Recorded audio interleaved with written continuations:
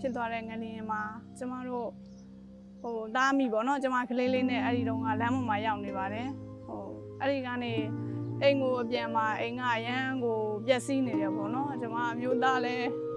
နည်းနည်းမထိခိုက်တယ်ပေါ့ကျမတို့ပတ်ဝန်းကျင်ဖះကြီးပေါ့နော်အကုန်ပျက်စီးသွားတယ်ပေါ့နော်လမ်းကပြန်လာတော့ကတော့အဲ့လောက်ဖြစ်သွားမယ်လို့မထင်ဘူးပေါ့ပြန်လာလဲအိမ်ကိုပြန်ရောက်လိုက်တဲ့အချိန်မှာတော့ဘာမှရစရာမရှိအောင်ပေါ့နော်ပျက်စီးနေတယ်ပေါ့ခံစားရတယ်ပေါ့နော်ကလေးလေးလည်းအရန်လန့်သွားတယ်ပေါ့နော်ကျွန်မကလေး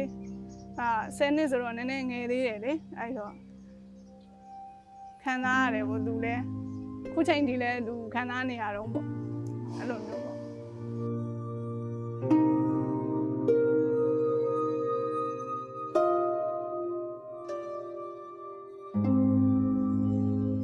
လုတ်ပြီးတဲ့အချိန်မှာလေအမကဓမ္မတာပေါ်တာဓမ္မတာပေါ်တော့9ရက်လောက်နေတော့ဓမ္မတာပေါ်တော့ကြတော့အမ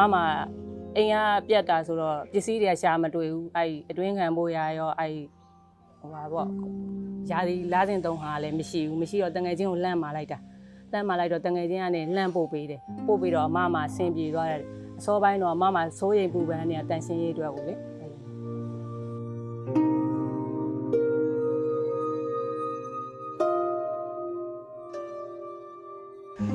အဲ့ဒီငရင်မလုပ်ခင်တော့ကတော့လုံးကြီးတွေပါလာလို့ရှိရင်စနစ်တကျပြစ်တာပေါ့နော်အိတ်ကလေးနဲ့ထုတ်ပြီးတော့အမိုက်ပုံးနဲ့ထည့်ပြီးတော့သွားပြစ်တဲ့အချိန်မှာအမိုက်ချင်းကိုသွားပြစ်ရတာလေအမိုက်ချင်းကိုသွားပြစ်တဲ့ဒေချာတသက်ရဟိုဘက်ထိပြစ်ရတာပေါ့ကဲကျမအနေနဲ့ဓမ္မနာလာတဲ့အချိန်ဆိုရင်လားကျင်သုံးတစ်ခါသုံးလေးတွေကိုပေါ့နော်4နိုင်ချာတစ်ခါလဲဖြစ်ပါတယ်လဲတဲ့စွန့်ပစ်တဲ့ပစ္စည်းကိုလည်းတေချာထုတ်ပိုးပြီးတော့ဖုံးပါတဲ့အမိုက်ပုံးတွေကိုတေချာစွန့်ပစ်ပါတယ်အမေကတော့ဓမ္မနာနဲ့ဂျာဒီလာတဲ့အချိန်မှာနေတိုင်းရေချိုးပစ်တယ်လားတင်သုံးပစ္စည်းတွေကိုလည်း4နာရီချာတစ်ခါလဲပစ်ပါတယ်လဲပြီးသားလားတင်သုံးပစ္စည်းလေးတွေကိုလည်းတေချာထုတ်ပိုးပြီးတော့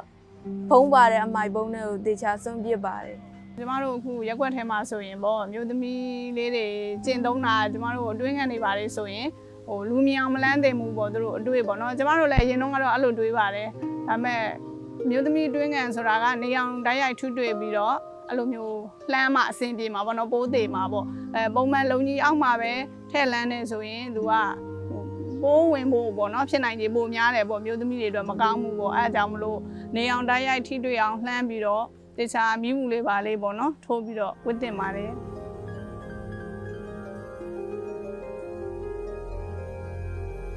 ကျွန်တော်ငယ်တုန်းကအမေကပြောတယ်ဓမ္မရာယာသီလာချိန်မှာထမင်းဟင်းမချက်ရဘူးလူရှိသူရှိကိုမထွက်ရဘူးလို့ပြောတယ်ဘာဖြစ်လို့လဲဆိုတော့မတန်ရှင်းဘူးလို့ထင်လို့လေဓမ္မရာယာသီလာတဲ့ချိန်မှာမတန်ရှင်းဘူးထင်လို့မထွက်ခိုင်းဘူးလေတို့ကကျမတို့ရက်ွက်ထဲမှာပြောနေကြလေးရှိရပေါ့နော်အယူအဆလွဲလေးတွေလို့ထင်တာပဲကျမကတော့ဓမ္မနာလာလို့ရှိရင်ရေမချိုးရဘူးလို့ခေါင်းလျှော်ရဘူးလို့ပေါ့နော်အစားအသောက်ဆိုလဲရှောင်ရမယ်လို့ပေါ့နော်ကျမကတော့အဲ့လိုအတွေးတွေမရှိဘူးဥမာပုံမှန်ရေချိုးတယ်ပုံမှန်တန်ရှင်းလုပ်တယ်ပေါ့နော်ဓမ္မနာလာတဲ့အချိန်ဆိုပိုပြီးတန်ရှင်းရလုပ်တင်တယ်လေခေါင်းလည်းကျမတို့လျှော်ပြစ်တယ်အစားအသောက်ဆိုလဲဓမ္မနာလာတဲ့အချိန်ဆိုတော့မိန်းကလေးတွေအတွက်ကိုခံရနေမယ်ပေါ့နော်အဲ့ဒီအချိန်အဲ့လိုအတွက်အစားအသောက်ဆိုလဲစုံအောင်စားတင်တယ်ပေါ့နော်အသားငါသီးရွက်ပေါ့ဘာမှမရှောင်တင်ဘူးလို့တော့ထင်တာပဲကျမကတော့ကျမအကြံပေးချင်တာတော့အဲ့လိုပေါ့နော်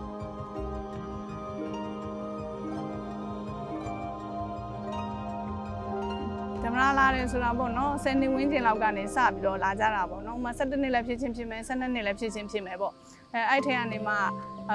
ခုကျမဆိုသမီးလေးရှိတယ်10နှစ်ဆိုတော့အခုတည်းကကျမတင်ပြပေးနေပြီဓမ္မနာလာချင်းကကြောက်စရာလည်းမဟုတ်ဘူးအဲ့ဒီအတွက်မကြောက်နဲ့ပေါ့နော်အခုကလေးကသမီးဘလို့နေရမယ်ဘလို့ထိုင်ရမယ်ဓမ္မနာစလာပြီဆိုရင်မမေကိုပြောဖို့အဲ့လိုမျိုးလေးတွေတင်ပြပေးနေပါပြီတကယ်တော့ကျွန်တော်သိလိုက်တာကယာသီလာတယ်ဆိုတာတဘာဝဖြစ်စဉ်တစ်ခုပါဒါကြောင့်ယာသီလာချိန်မှာမျိုးသမီးတိုင်းပုံမှန်လုပ်တွေကိုလုပ်နိုင်ပါတယ်ရှင်